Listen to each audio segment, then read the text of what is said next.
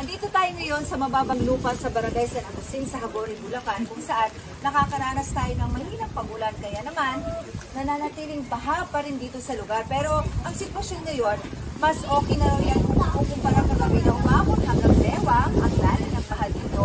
Pero yun nga ang kanilang pinangangambahan, kapag tuloy-tuloy pang pagulan ay lalo pang tumaas ang baha.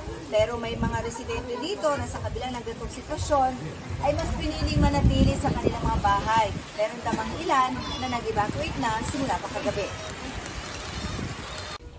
Marami ng mga isda dito sa ating paanan, pero wala ho tayo sa palaisdaan. Wala rin ho tayo sa ilog o sa dagat, kundi nasa loob ng isang bahay dito sa Barangay San Agustin sa Hagonoy, Bulacan, na gaya na ninyo nakikita, lubog na sa baha.